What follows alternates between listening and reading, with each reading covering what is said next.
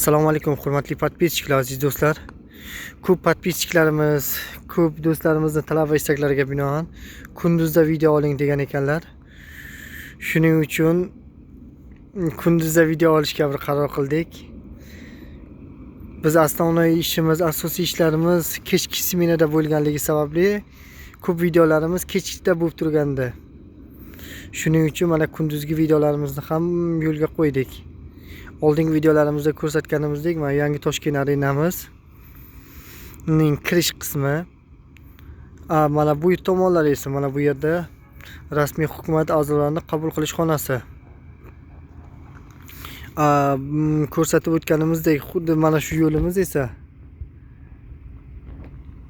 har ikki tomoni mana agrajeniya olingan yerlarimizdan piyodalarimiz kirish yo'llari bo'ladi. Ya'niki mashinasiz odamlarni kirib keladigan yo'lagi bo'ladi. Va mana bu tomonlarimiz esa tribuna qismlarimiz hisoblanadi. Hali mana oxirgi xabaringiz bor, quyib bo'lgan beton qismlarimiz mana bu yerlar hali 0-etajda turibdi. Nasib qilsa orqa tomondan kolonalarimiz to'qib betonlari olinib kelinmoqda. Bu yerda esa 4-etajimizni pol qismida hozir ishlari olib borilmoqda. Eng baland bo'lgan qavatimiz nasib qilsa 2027-yil yanvar oyining 2-qismida bu stadionimiz to'liq qurib bitkazilishi rejalashtirilgan. Shu sababli ishlarimiz juda tez bo'lyapti. 1500 dan ortiq ishchilarimiz ishtirokida ish juda jadal bo'lib o'tmoqda. Mana 1-etajimizni, ya'ni 0-etajni pol qismida turibmiz hozir. Va mana shu yerdan nasib qilsa kolonalarimiz mana turk texnologiyalari asosida va O'zbekiston Respublikasi Qurilish vazirligi tomonidan rejalashtirilgan standartlar asosida kolonalarimizni to'qish ishlari davom qilinmoqda. Bu yerdagi aylana kolonalarimiz oldin 4 burchak shaklda edi. Keyin proyektlarimizga kelgan izmereniyalar tufayli, o'zgartirishlar tufayli mana oxirgi qismlardagi oxirgi 2 qismi kolonalarimiz aylana shakliga kirdi.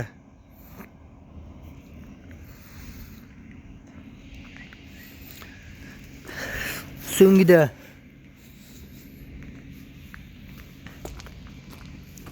kolonalarimiz va pardalarimiz, ya'niki devorlarimiz nasib qilsa bu bir haftaning ichida mana shu 1-etajimizni to'liq qoplab olishi, to'liq 1-etajimizdagi kolona va devorlarimizni betonlari quyib bo'linishi rejaga kiritilgan.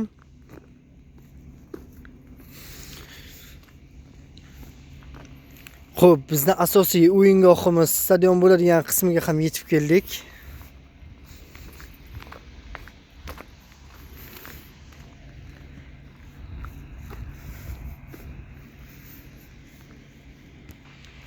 Mana bu qismimizda asosiy futbol o'yingohimiz mana shu yerda bo'ladi. Endi biz asosiy arxitektorlardan bo'lib bu yerda begovaya doroshka, ya'ni yugurish yo'lagi bo'ladi deganimiz juda katta muhokamalarga sabab bo'ldi.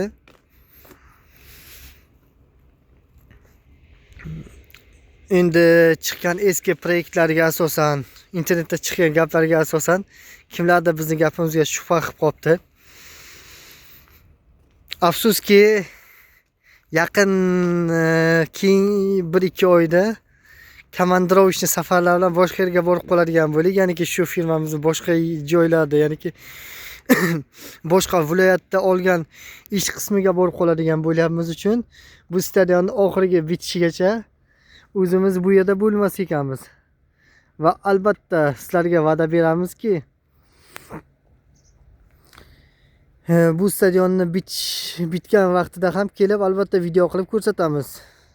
O'shanda bilib olamizki, ya'niki bu yerda yugurish yo'lagi bo'ladi yoki yo'qligini. Ya'niki kimlardir aytyaptiki, bu faqat FIFA talabiga asoslangan stadion bo'ladi deb. Yo'q, bu Olimpiya stadioni bo'lishi aniq bo'ldi.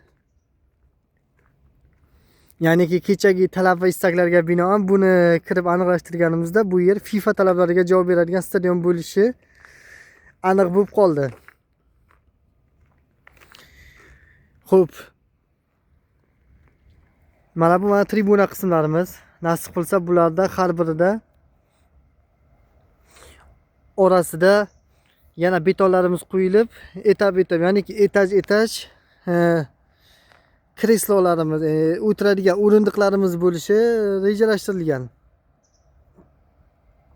Hozir asosiy skelet qismini quyish ishlari davom etib turganligi uchun, ya'niki hozir to'xtashga vaqtimiz bo'lmaganligi sababli shu shaklda tez-tez hozir zdaniyani ko'tarib olib, so'ngida mayda betonlari qolgan ishlari keyingi etaplarda davom etishi rejalashtirilgan.